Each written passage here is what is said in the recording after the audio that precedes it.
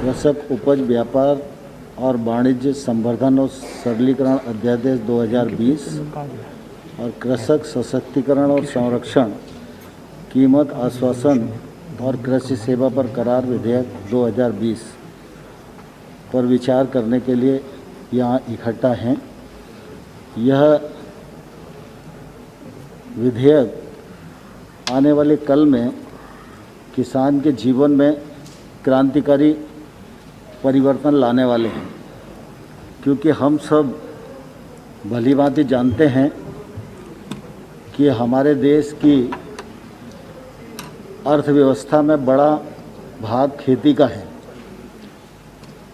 और खेती लाभप्रद बने इस दिशा में लगातार पक्ष हो या विपक्ष हो, सभी की कोशिश और सभी का प्रयत्न होता रहता है और इस दिशा में हम लोग विचार करते रहते हैं।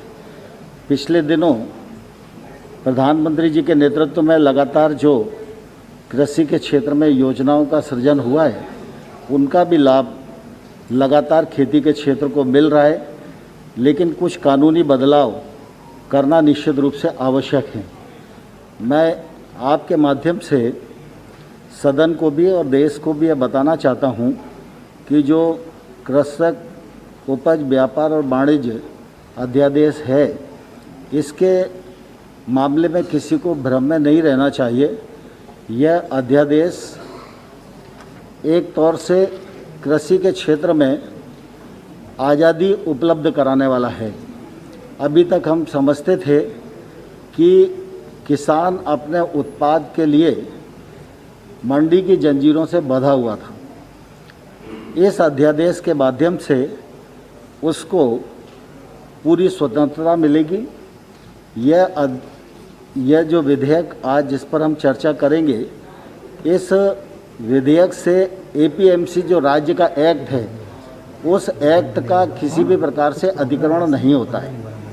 एपीएमसी राज्य में रहेगी, लेकिन एपीएमसी की परिधि के बाहर जो एरिया है उसमें अंतर्राज्यीय ट्रेड हो सकेगा और इस विधेयक के बनने के बाद किसान अपने खेत से, अपने घर से और बाकी सभी स्थानों से वह ट्रेड कर सकने के लिए स्वतंत्र होगा।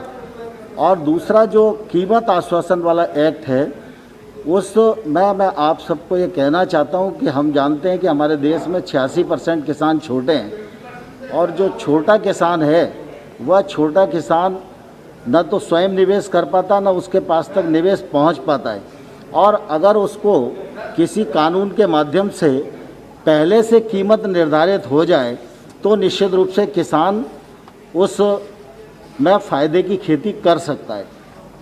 इन सारे जो कानून आज चर्चा के लिए आए हैं, यह निश्चित रूप से किसान को उन्नत बनाने वाले हैं और इन कानूनों से एमएसपी पर कोई फ़र्क नहीं पड़ने वाला है।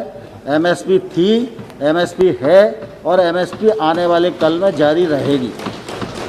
माननीय मंत्री जी, अब बिल को मूव करें।